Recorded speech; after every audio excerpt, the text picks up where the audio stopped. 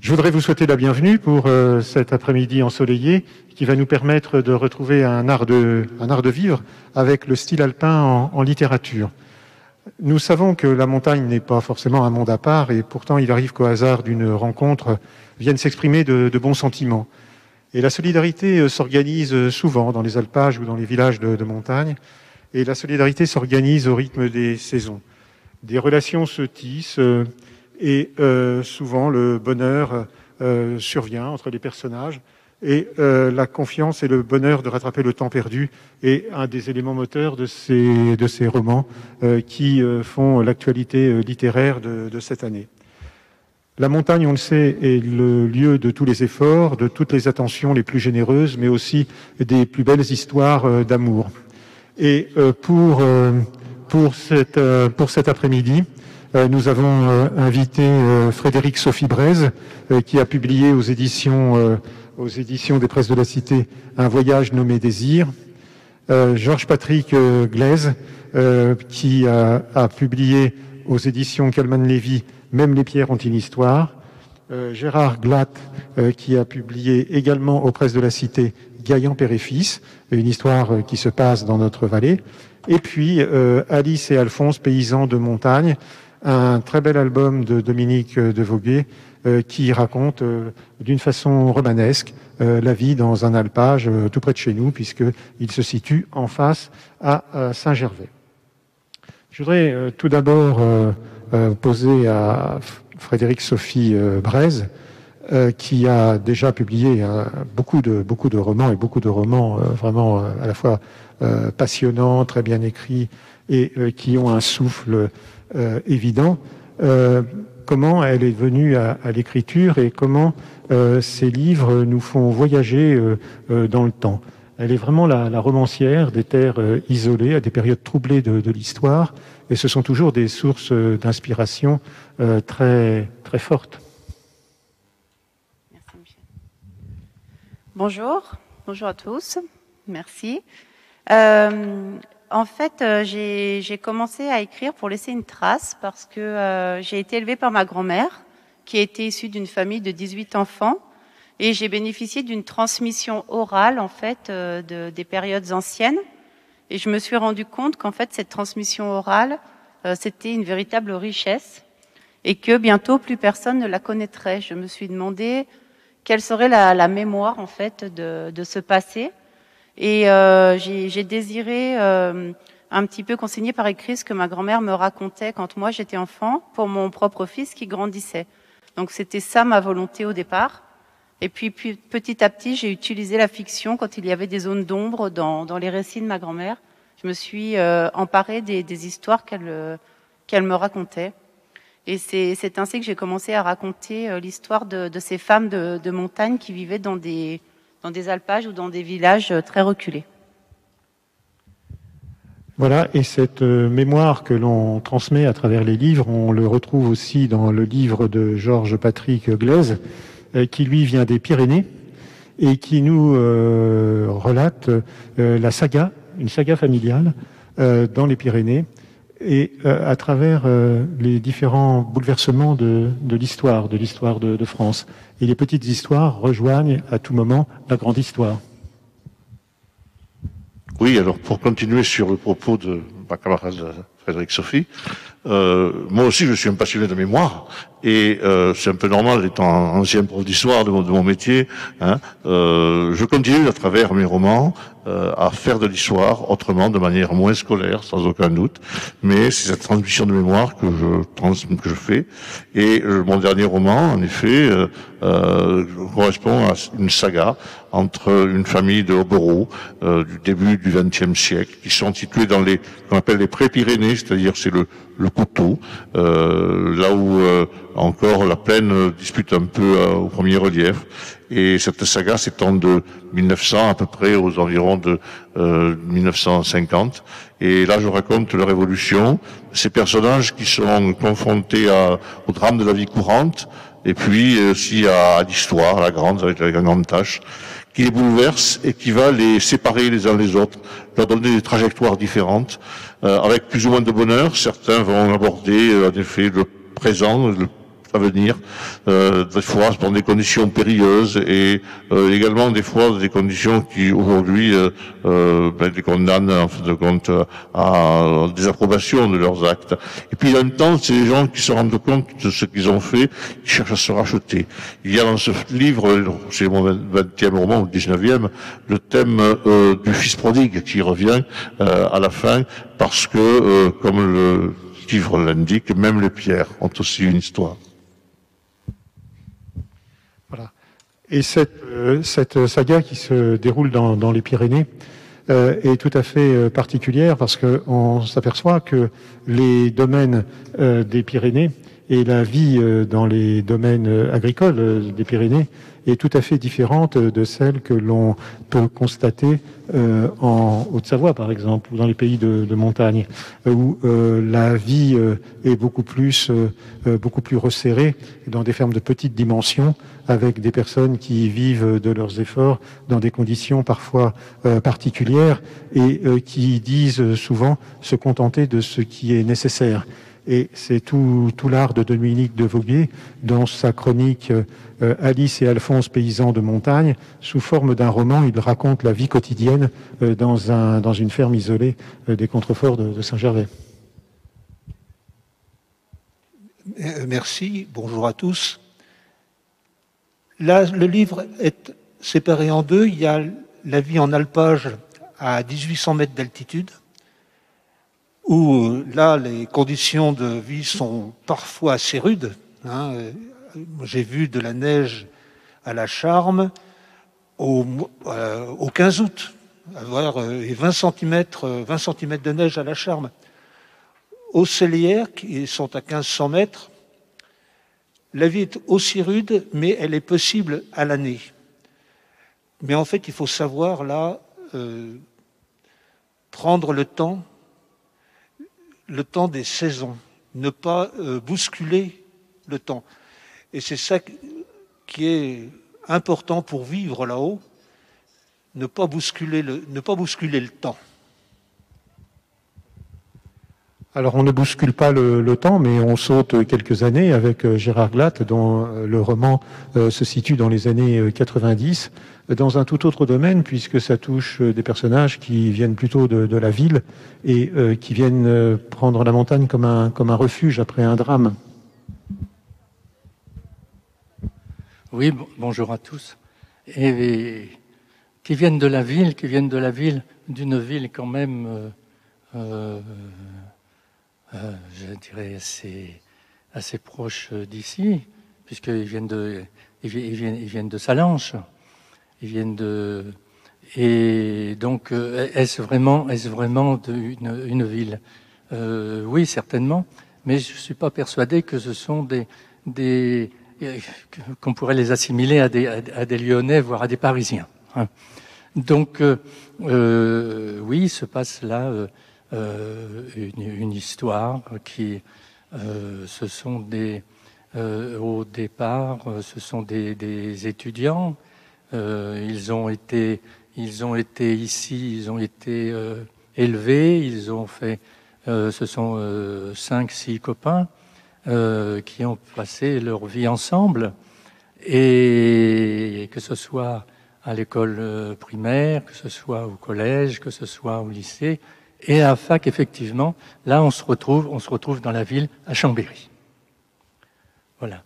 Et donc ils reviennent, une fois que leurs études sont terminées, ils reviennent, et ils vont donc, en 90, ils vont fêter tout ça, ou leur réussite, ou donc à Chamonix. Je crois que ce n'est pas la peine que j'en dise plus pour l'instant. Non, il ne faut pas dévoiler l'intrigue. Ce qui est remarquable, c'est que chacun des romans s'ancre dans l'actualité, malgré un tempo qui se passe, malgré une description qui nous ramène au début du siècle, ce que vous racontez s'inscrit tout à fait dans l'actualité, dans la mesure où, pour ce qui est de Frédérique Sophie Braise, elle parle beaucoup de l'histoire de la condition féminine dans les alpages, et c'est un thème vraiment qui est récurrent dans l'histoire, et qu'elle traite de façon très, très particulière. Merci, Michel. Oui, en effet, dans mon dernier roman, Un voyage nommé Désir, nous sommes en 1917. Cela fait 3 ans que les femmes sont privées d'hommes, privées de bras solides pour abattre leur besogne le jour, mais aussi pour étreindre leur corps la nuit. Donc ces femmes-là sont seules, et à ce moment-là arrive par l'école un soldat étranger, un Italien. Donc étant donné que l'Italie au début de la guerre était plutôt du côté de l'ennemi, et après avait retourné sa veste, il était encore considéré peut-être comme un soldat ennemi, en tout cas aux yeux des villageois. Et à ce moment-là, s'intéresser au désir féminin, au manque, n'est-ce pas blesser la décence quand pendant ce même temps, les hommes se battent pour défendre la patrie? Oui. Et autre sujet d'actualité développé dans le livre de Georges Patrick Glaise, c'est celui du devoir et de l'humiliation. L'action se passe dans un domaine où il y a une dialectique assez évidente du maître et du serviteur. Oui, alors là, nous sommes en pleine période de belle époque, mais belle époque pour qui?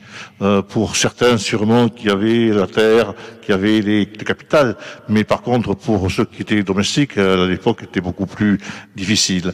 Et en effet, il y a non pas un principe de lutte de classe derrière, on peut pas employer ça, c'est mot marxiste, mais il y a une condition différente entre les uns et les autres, et les uns ayant plus de plasticité à accepter l'évolution de la société, tandis que d'autres au contraire se raidissent davantage dans leur position de hobereaux et refusent en fin de compte toute évolution. Et cette évolution qui est un refus les amène à un extrémisme qui, dans le contexte des années 30, les fait tomber petit à petit dans le fascisme, qui est une réponse en fin de compte de la classe patronale et dirigeante dans les campagnes à ce niveau-là à l'évolution politique de la société. Et la guerre, les guerres, pourrait-on dire, ne changent rien à cette hiérarchie des rapports sociaux entre les personnages? Oui, non, certains prennent des dimensions particulières, héroïques pour certaines, d'autres vont aller sur le chemin qui vous conduisent à devenir une âme maudite, et finalement, bon, la paix des braves se fera, mais à quel prix? À quel prix? Et la réconciliation familiale, elle intervient, mais elle est longue, lente et douloureuse. On perçoit davantage de solidarité dans nos 2 livres savoyards sur la vie en alpage. Il y a vraiment une harmonie des hommes et des femmes avec l'environnement, et il y a aussi une grande solidarité entre les personnages, entre les personnes. Comment vivre en montagne si on n'est pas solidaires les uns des autres? Pour moi, c'est pas possible. Bien sûr, il y a eu des batailles entre les vallées de Saint-Gervais et la vallée de Chamonix. Bon, maintenant c'est de l'histoire ancienne. Mais sur un même flanc de coteau, on ne peut pas être autrement que solidaire. Parce que, par exemple, pour la corvée de bois de chauffage, un homme tout seul ne peut pas le faire. Donc, il va appeler ses voisins. Lui, il ira leur rendre service après. Mais voilà, par exemple, pour les foins, c'est pareil. Et toute la vie est basée sur je te donne, je te rends, je te donne, je te rends. Et c'est un peu la beauté de la vie là-haut. La solidarité, c'est aussi l'un des thèmes développés par Gérard Glatt dans ton livre. Oui, la solidarité entre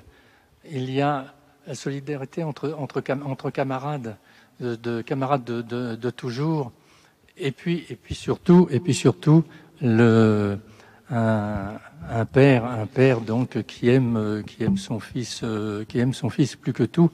Mais vous parlez de solidarité, c'est vrai. À l'intérieur de ce roman, vous retrouvez donc un fils qui se retrouve et qui continuera sa vie dans un fauteuil roulant, et ses camarades semblent l'abandonner. Mais ses camarades l'abandonnent-ils effectivement? Je n'en sais rien. Tout au moins le lecteur n'en sait rien, mais il y en a deux au moins qui sont incapables de l'abandonner et qui ne l'ont jamais abandonné en fait, sans même finalement qu'il soit là, tout simplement peut-être grâce à ce qui existe aujourd'hui. Puisque le roman débute en 90, 90, époque où a eu lieu donc un terrible accident, et puis il se continue donc en 2018, et en 2018, ma foi, l'internet existe, et il y a cette solidarité qui existe justement grâce à l'internet. Et puis il y a ce père que je trouve tout à fait savoyard. Il est vraiment savoyard, ce père, par ce qu'il apporte, et puis par ses montagnes, parce qu'il faut pas oublier que ça se passe finalement à Sallanches, plus exactement à Passy, puisque c'est Passy, et en face de Passy il y a quoi? Il y a les Aravis, et cette chaîne, j'allais dire, elle porte bien son nom. C'est une chaîne. Et on retrouve un peu ça dans Gaillan Père et Fils, c'est vrai. On perçoit très bien la puissance évocatrice de la montagne, et on perçoit très bien en quoi la montagne peut apporter aux personnes qui sont en souffrance, c'est le cas dans ce livre, comment la montagne peut apporter un bien-être, ne serait-ce que par ce qu'elle donne à voir et à contempler.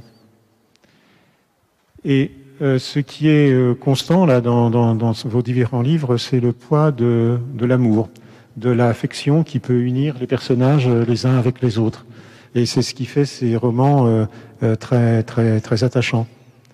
C'est important, je veux dire, ces relations hommes-femmes, elles ont évolué au cours du temps. Elles ont aussi des distinctions en fonction des régions. C'est un peu particulier dans les Pyrénées. Il y a des distinctions que vous voyez? Alors, traditionnellement, sans être misogyne, la place des femmes pyrénéennes, c'était la cuisine. La cuisine, traditionnellement, on les mettait, et elles servaient leurs hommes qui mangeaient tout seuls à table. Cette vision traditionnelle a complètement aujourd'hui éclaté, bien sûr. Heureusement, Dieu merci, mais c'était le rôle traditionnel, ça n'a pas beaucoup bougé. Je pense que dans beaucoup de pays, c'était ainsi. Ma femme est corrézienne, en Corrèze, c'est exactement la même chose. On est dans la même problématique des femmes qui sont soumises, mais qui sont quand même associées à la gestion des grands actes de la tribu, de la propriété. Quand il y a des décisions, elles disent quand même leurs mots, et l'homme les prend en compte. Aujourd'hui, c'est un monde complètement révolu qui a été balayé, disons, à partir des années 60, totalement chez nous, et avec des problématiques qui sont aujourd'hui très différentes que celles de l'homme et de la femme. Aujourd'hui, les problématiques que nous avons dans les Pyrénées, c'est celle de l'ours, notamment, qui alimente la chronique, qui aboutit à des comportements totalement ahurissants dans ce qu'ils peuvent avoir comme sociétal. Donc, on parle plus d'hommes et de femmes. Ces rapports-là sont apaisés, disons. Il y a d'autres rapports qui suscitent beaucoup plus d'urticaire, si je puis dire. Mais dans le roman, on voit bien que la condition de la femme peut être considérée comme seconde, mais la femme étant bien dotée, elle revendique quand même un certain nombre de droits. Alors, quand elle est bien dotée, elle a en effet un certain pouvoir pour revendiquer, parce que sa dot fait partie et est intégrée à la fortune familiale. Et c'est vrai surtout chez les hobereaux, chez les notables. Dans les familles pauvres, les dots sont très faibles, bon, et même historiquement parlant, si on remonte le temps, au 19e, 18e, les dots des filles, c'était quelques paires de draps, quelques casseroles, quelques chaudrons, et un grand dénuement un très grand dénuement que celle des familles paysannes tout au long jusqu'au début du XXe siècle. L'émancipation, elle se fait par le départ vers la ville, où la femme, en devenant ouvrière, gagne un peu plus de liberté, mais aussi beaucoup d'autres suggestions. Et puis les femmes ont acquis beaucoup de pouvoir pendant la guerre parce qu'elles ont remplacé les hommes, hein, et elles ont montré tous les efforts dont elles étaient capables, et elles ont montré aussi que rien ne leur était interdit, pas même l'amour. Alors c'est vrai, la Première Guerre mondiale déjà a ébranlé complètement le pouvoir masculin, et la seconde je vais le détruire. Hein. La première l'a ébranlé parce que tous les hommes sont partis, il restait rien, et on a les photos de ces femmes qui tirent ensemble une charrue, il ont fallu qu'ils prennent les mancherons, qu'ils se débrouillent, tant les grands-parents gardaient les petits, etc. Et quand l'homme est arrivé en 1919, après quelques mois d'occupation en Allemagne, il a trouvé la position de sa femme dans le couple changée. Et il s'en est résolu d'ailleurs un grand nombre de divorces. Parce que beaucoup avaient du mal à accepter que leur femme ait pris de telle indépendance. Et ça passait mal. Ça passait mal, mais ça passe très bien dans le livre de Frédéric Sophie Braise, Un voyage nommé Désir, et ainsi que dans l'un de ses livres précédents, Une montagne de femmes. Elle est très attachée justement à montrer combien les femmes sont capables de remplacer les hommes dans beaucoup de fonctions. Oui, en effet, les femmes ont remplacé les hommes, bien sûr, sur les terres agricoles, mais c'est quelque chose qui leur a été repris quand les hommes sont rentrés de la guerre, là, surtout après la Première Guerre mondiale. Ceci étant, ça n'a pas été aussi blanc-noir dans la mesure où beaucoup d'hommes étaient blessés et leur valeur ajoutée, entre guillemets, aux hommes, c'était leur force physique. Un homme qui revenait, à qui il manquait une jambe, etc., ne récupérait pas sa place de force physique à la maison. Ça créait des tensions, justement, comme tu le disais. Mais par ailleurs, elles ont été aussi très actives dans les usines de munitions. Là où je trouve que les choses sont assez tordues, c'est que l'État, en fait, permettait donner des permissions aux soldats, non pas pour les récompenser de leur bons et loyaux services, mais parce que le taux de natalité chutait considérablement et qu'on renvoyait les hommes à l'arrière pour que les femmes attendent des enfants. Donc on voit bien à quel point elles étaient instrumentalisées par rapport aux deux guerres. Donc oui, elles ont récupéré du pouvoir, mais à quel prix ? Et la condition de la femme dans les alpages de Saint-Gervais, c'était... Eh bien, c'est un vaste programme. Parce qu'en fait, dans l'alpage où j'ai travaillé, la femme disait toujours oui, mais n'en faisait qu'à sa tête, pour le bonheur de son mari d'ailleurs. C'est ça qui est c'est un peu paradoxal, mais en plus, il y a une chose, c'est que souvent, le fiston ne choisissait pas sa femme. C'est papa qui choisissait sa femme, qui choisissait la femme parce qu'elle apportait du terrain, ou elle apportait de la fortune, et puis finalement il fallait que ça s'entende plus ou moins bien, parce que le divorce n'était pas forcément bien accepté. Voilà. Mais sinon, dans un alpage, la femme c'est elle qui faisait la tome, c'est elle qui écrémait le lait, parce qu'elle avait la patience de le faire, pour faire le beurre. Elle avait des journées très, très chargées. Le mari aussi, d'ailleurs. Là, chez Gaillan, père et fils, c'est plutôt l'histoire d'une relation entre le père et le fils. C'est une histoire d'homme, j'ai l'impression. Oui, en effet, c'est une histoire d'homme, mais Gaillan, père et fils, la mère, elle existe. Et la mère est d'une discrétion absolument extraordinaire. Lorsqu'un jour, elle dit à son fils, alors qu'il s'est fâché avec son père, elle dit à son fils, tu sais, il est fou de toi, il t'aime comme un fou. Et je crois que rien que par ces paroles, ça montre à quel point la mère est présente, parce que tout au long de ce roman, je l'ai voulu peut-être tel que ma mère a été d'ailleurs. Je l'ai voulu d'une extrême discrétion. Elle est discrète jusqu'à, j'allais dire, pas mourir pour eux, mais en tous les cas souffrir terriblement sans jamais le leur dire, pour que d'eux puissent continuer et que le père puisse continuer à aider son fils.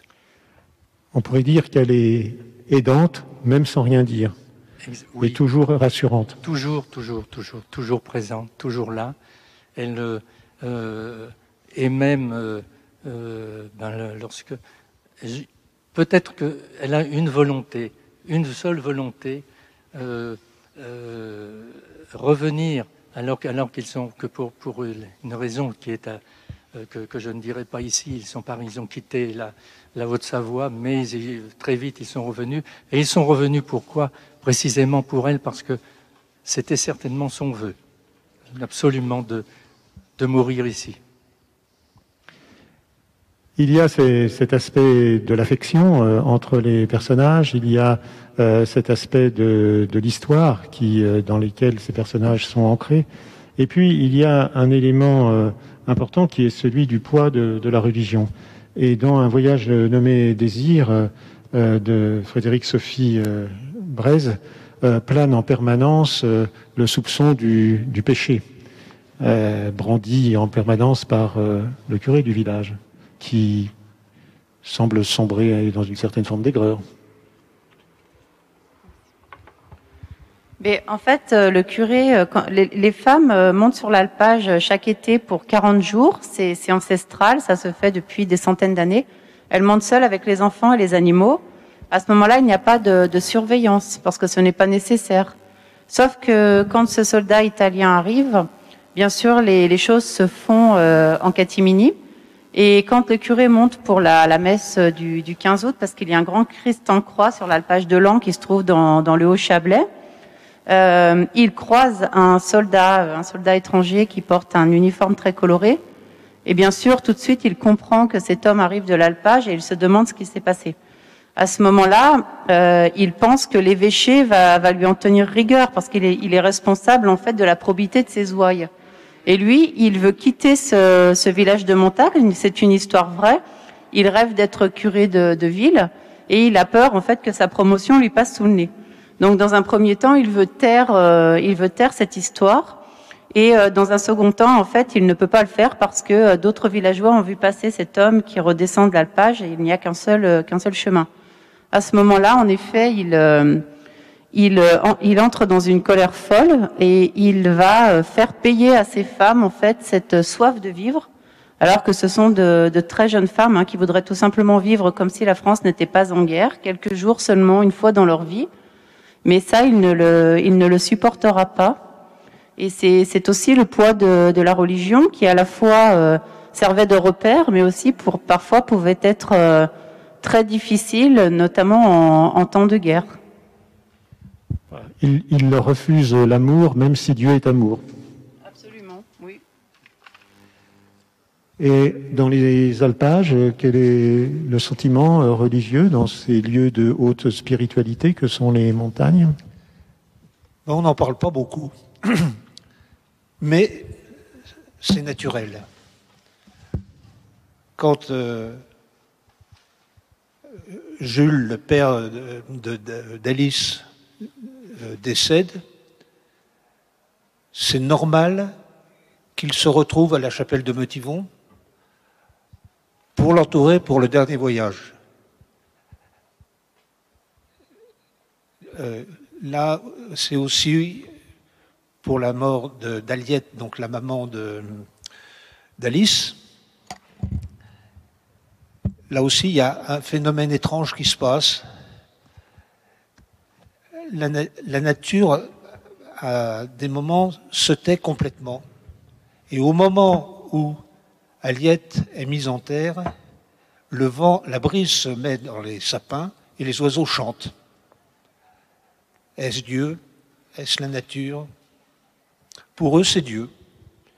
quand le beau-frère d'Alphonse, qui leur a fait bien des misères toute la vie, est tué dans un accident de voiture avec sa famille, à un moment donné, il se retrouve, le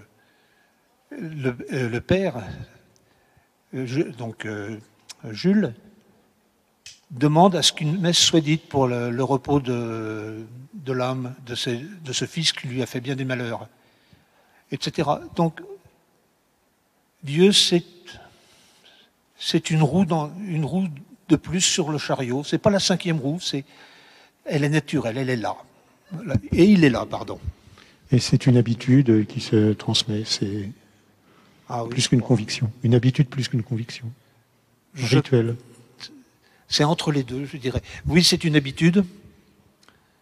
C'est, comment dire, c'est qui devient conviction. C'est une habitude qui, finalement, si on ne fait pas comme ça, qu'est-ce qui va se passer?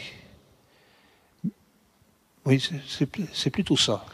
Alors que dans les Pyrénées, du moins dans le milieu décrit par Georges Patrick Glaise, le rapport à la religion est un rapport plus, je ne dirais pas mondain, mais qui est plus en conformité avec les convenances que l'on se doit d'adopter dans ces milieux-là.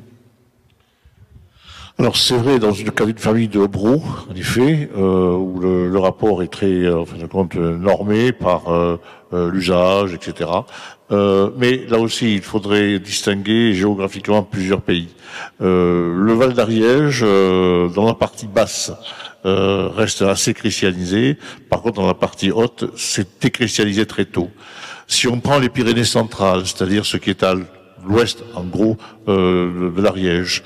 Là, on est dans un pays, le Couserans, où l'empreinte religieuse est marquée beaucoup plus intensément et c'est beaucoup plus fort. Plus on va vers Lourdes, je dirais, plus c'est fort. Hein. À l'inverse, plus on va vers l'est, vers le pays catalan, là on trouve des pratiques qui sont ou très religieuses ou complètement athées et déchristianisées. Donc c'est vraiment très géographique au niveau de l'analyse. Dans le haut pays ariégeois, marqué par le républicanisme très affirmé, la déchristianisation a été profonde, surtout chez les hommes, un peu moins chez les femmes, mais même au seuil de la mort, dans les années, disons, 20-30, il arrivait que des paroissiennes disent au curé, « Monsieur le curé, je n'ai pas besoin de vous, vous pouvez repartir ». Ce qui paraît difficilement pensable, je pense en Haute-Savoie, où l'emprise religieuse est plus importante. Hein. Qu'est-ce que tu en penses? Oui, ça me paraît difficile. En tout cas, dans ma famille, moi j'ai été élevée dans la religion par ma grand-mère. Dieu tenait une place très importante. Pour des raisons climatiques, j'ai envie de dire déjà dans un premier temps, ça peut paraître paradoxal, mais quand vous subissez les avalanches, les crues torrentielles, la neige 6 mois durant, il est évident que la nature vous dépasse et que vous avez besoin d'une référence qui vienne en protection. Donc Dieu avait déjà son pouvoir, j'ai envie de dire naturel. Et ensuite, il y avait énormément de décès aux naissances, de mamans qui mouraient en couche, d'enfants qui mouraient en bas âge. Donc la vie était extrêmement risquée. Et c'était aussi une forme de demande à l'aide quasi permanente. On le voit dans les oratoires et les chapelles. Qui font appel à Notre-Dame, qui va nous protéger des avalanches, des coulées de boue, etc. Donc, on ne peut pas vraiment penser qu'une paysanne va refuser l'extrême onction. Oui, alors que chez nous, c'est très différent. Dans le haut pays ariégeois, il y a très peu de chapelles. Elles sont des chapelles romanes, essentiellement. Et puis, n'oubliez pas que nous sommes un pays cathare. C'est-à-dire qu'un pays d'hérésie où tout ce qui est institutionnel a été pendant longtemps refusé et la hiérarchie religieuse classique a été assimilée donc à ce qu'elle était comme un pouvoir et dans l'Ariège on distingue très bien les deux régions, la Basse-Ariège qui est le pouvoir de l'évêque et la Haute-Ariège qui est le pouvoir du comte. Et ça reste toujours vrai aujourd'hui. La géographie politique de l'Ariège correspond toujours à ça. La basse Ariège porte plutôt modéré, plutôt à droite, on dirait, alors que la haute Ariège porte plutôt très très à gauche. Ça a perduré pendant des siècles et des siècles, et cet éclairage-là, qui coupe l'Ariège littéralement en deux. C'est toute une différence avec la Haute-Savoie et sur la ville de Saint-Gervais qui est remarquable par son chemin du baroque avec des chapelles qui sillonnent, qui jalonnent les sentiers. La puissance du créateur a toujours été très, très importante. Je voudrais juste vous lire un petit passage où Alphonse parle de son départ pour l'au-delà. Où arriverai-je? Je n'en sais fichtre rien.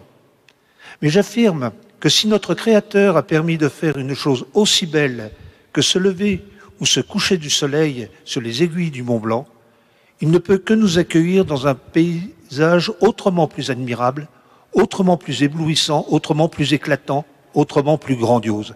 C'est là, je crois, la foi des gens que j'ai pu rencontrer là-haut. Ils ont une foi d'admiration. Et alors, qu'on croit en Dieu ou pas, de toute façon, il y a quelque chose là qui dépasse, et c'est cette foi-là qu'ils ont au plus profond d'eux-mêmes. Il est certain que la contemplation de paysages que l'on peut dire sublimes pousse à l'évocation du surnaturel, peut-être. En tout cas, cela laisse supposer qu'il y a quelque chose qui explique cela, et cela pousse à s'émerveiller et à penser qu'il y a effectivement une raison à cette beauté simple du monde. Quand je travaillais à la Charme, là, où je gardais les vaches, je me souviendrai toujours que le patron, tous les matins, quand il faisait beau, se campait devant les aiguilles. Devant le panorama des aiguilles de Chamonix, il y avait Bionasset, il y avait l'aiguille du Midi, jusqu'à la Verte. Et pendant 5-10 minutes, il ne bougeait pas. On avait l'impression qu'il avalait par les yeux toute la force dont il aurait besoin pendant la journée. Et ça, c'est un moment très, très, très, très fort que j'ai vécu. Là, on n'osait pas le déranger. Ce n'est pas le cas dans toutes les régions, parce que c'est vraiment très, très spécifique à ces régions qui sont marquées par des paysages impressionnants. Et alors, la spiritualité est-elle un élément positif pour revivre ou renaître après un drame comme celui qui est décrit dans ce livre? Finalement, je ne sais pas. Je ne sais pas du tout. Dans Gaillan, père et fils, croit-il... personnellement, j'ai été élevé chez les oratoriens, donc la religion, je la connais. Et peut-être est-ce pour ça que je m'en méfie, mais je ne crois pas. Je crois surtout que ici, en Haute-Savoie, et c'est comme ça que je vois le Père, le Fils et la Mère, je les vois surtout en admiration, effectivement, devant la création. Moi, ce que l'on a derrière nous, je ne lui tourne pas le dos. C'est le Mont Blanc. Je ne le dédaigne pas. Je ne le méprise pas. Je crois que ce Mont Blanc, s'il est dans mon dos, c'est parce qu'il est là pour me protéger. Il est là pour me prendre dans ses bras. Et Gaillan, père et fils, je crois qu'ils sont tous les deux. Ils sont ainsi. Ils n'ont pas besoin de Dieu, d'un Dieu quelconque qui existerait, puisque de toute façon, il est là. Alors pourquoi aller au-delà? Il est là, même. Et j'avoue que je ne me souvenais pas du tout. Hein, j'en suis absolument. Ça m'a fait quelque chose hier lorsque j'ai vu donc le mémorial, ce monument avec ses 71 morts, dont 56 ou 58 enfants. Alors que moi, lorsque j'étais à Chamonix et qu'il était là-bas, j'y étais là-bas pendant 6 mois pour qu'il me ressuscite, pour qu'il me redonne ma santé dans les années 50, au début des années 50, alors après avoir eu une pleurésie et tout ce qui s'ensuit. Vous vous rendez compte que on parle d'une création au-delà divine ou presque, alors qu'il nous redonne la santé. C'est ce qu'il m'a fait. C'est ce qu'il m'a fait dans les années 50. Et en 70, il en détruisait combien des gosses? Bon, et leurs soignants.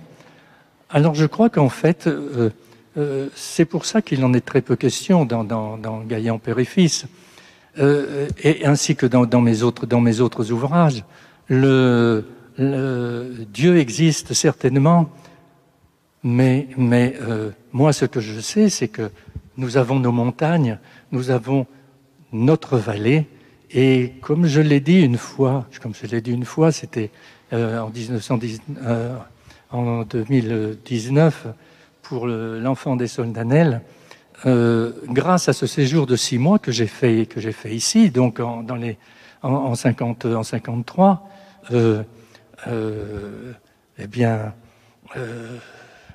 suis devenu, je leur ai dit, je suis devenu chamoniard. Je suis absolument désolé. Je leur ai dit aux chamoniards, j'ai dit, moi, je suis aussi chamoniard que vous, parce que ici, vos montagnes, elles m'ont tout donné.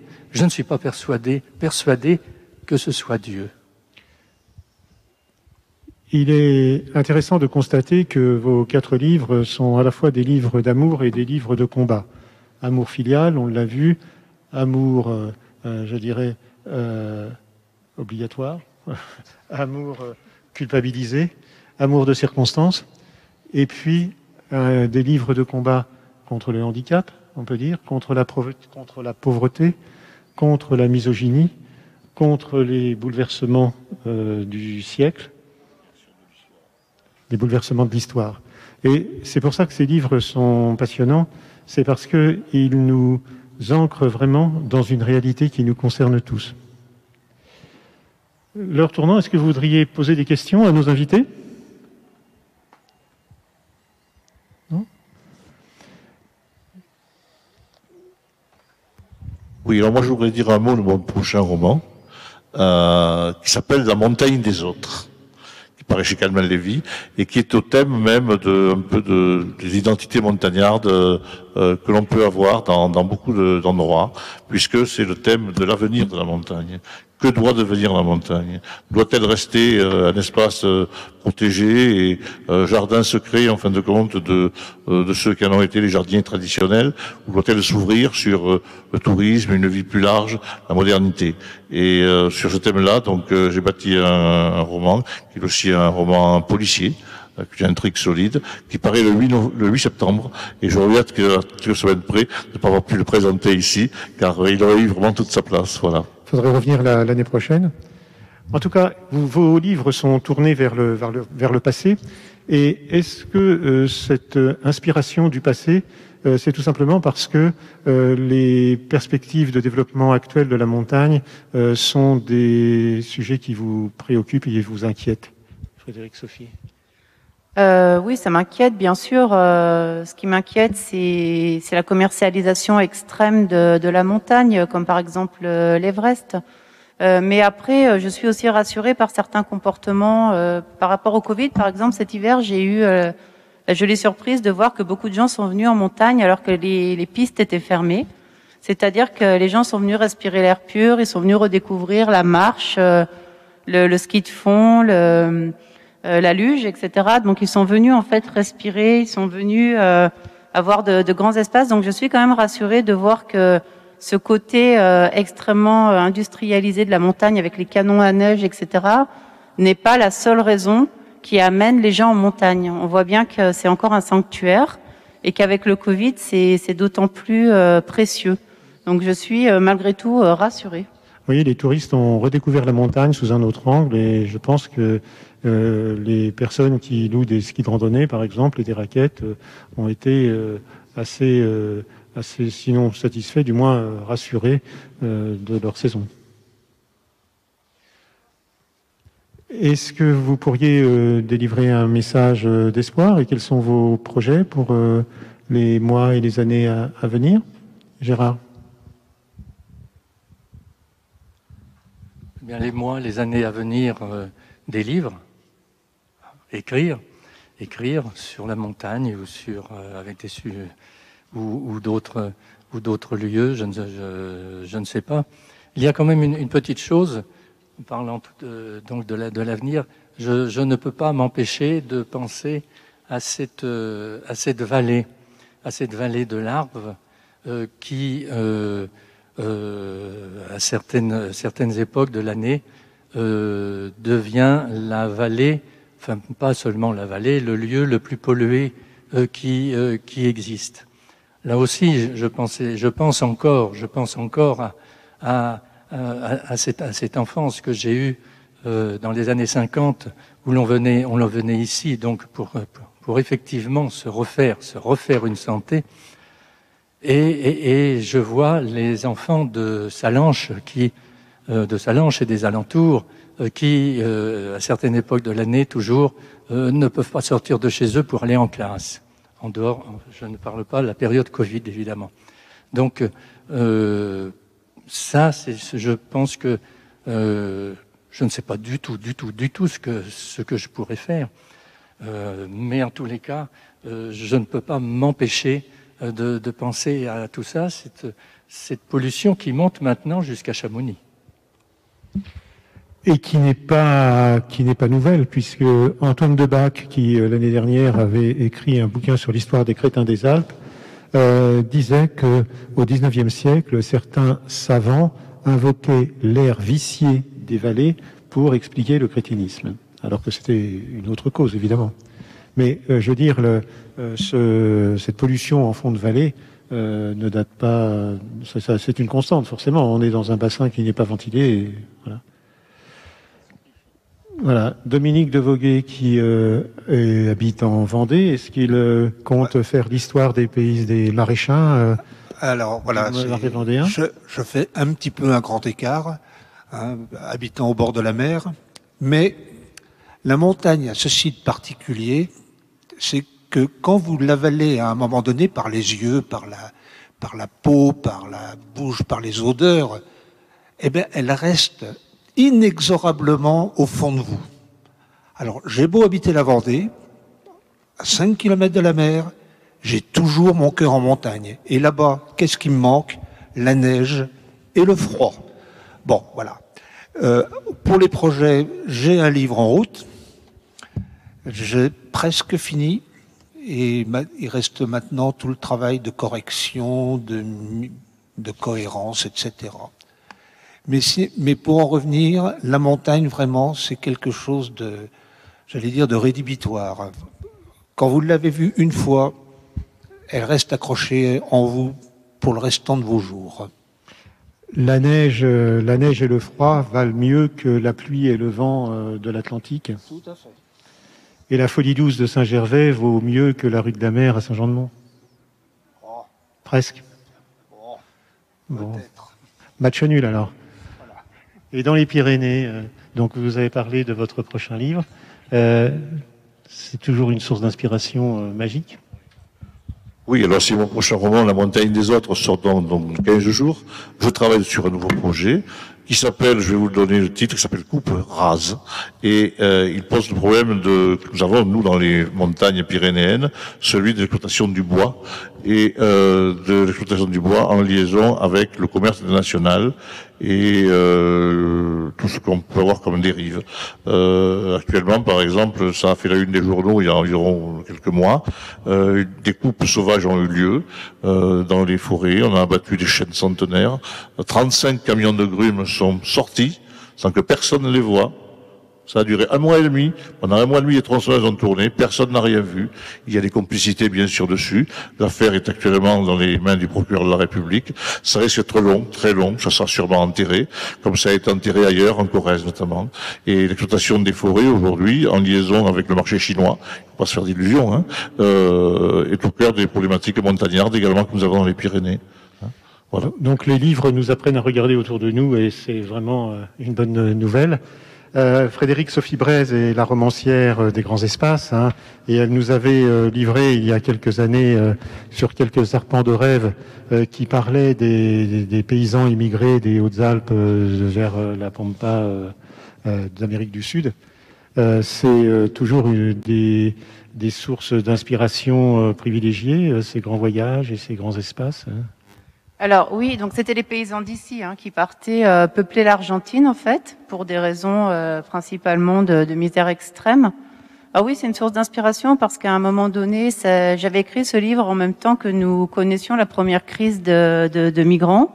Et j'avais à cœur de rappeler qu'à un moment donné, c'était nous qui montions dans les bateaux, nous qui étions très pauvres et nous qui devions retrouver notre place dans d'autres terres, sur d'autres terres, parfois déjà peuplées.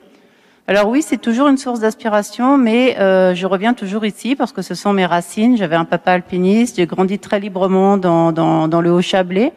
Donc pour moi, la vie est ici, même si j'ai un pied ici et un pied à Paris, parce que la vie économique fait aussi que les maisons d'édition, les grandes maisons d'édition sont à Paris. Mais le voyage, oui, c'est une source d'inspiration, surtout en temps que Covid. Et en temps que Covid, on voyage beaucoup dans sa tête. Et comment on voyage? En lisant, en écrivant et en lisant. Donc peu importe où l'on va, l'essentiel c'est d'écrire et de lire. Et toujours avec des femmes en hommage à leur courage, à leur charisme et à leur engagement dans l'histoire. Voilà, écoutez, je voudrais vous remercier et rappeler vos productions. Donc Gérard Glatt, Gaillan, Père et Fils, aux éditions des Presses de la Cité. Dominique de Vaugué, Alice et Alphonse, Paysans de montagne, aux éditions La Fontaine de Siloé. Frédérique Sophie Braise, Un voyage nommé Désir, aux éditions des Presses de la Cité, avec, rappelons-le, l'année dernière, Une montagne de femmes, aux éditions Les Passionnés du bouquin, la jeune maison d'édition dont on parlait tout à l'heure et qui publie des ouvrages remarquables. Et puis Georges Patrick Glaise, Même les pierres ont une histoire, donc histoire de changer de montagne et de changer de paysage. Voilà, je vous remercie infiniment. Je vous recommande de visiter les stands, notamment les stands des libraires, les stands des éditeurs, et puis aussi les stands des libraires de livres anciens qui ont des objets tout à fait remarquables cette année. Et je vous rappelle que ce soir à 19h, il y aura des films diffusés au cinéma, et notamment le film de Michel Zalliot, qui est le président d'honneur de ce salon. Voilà, je vous remercie de votre attention. Merci.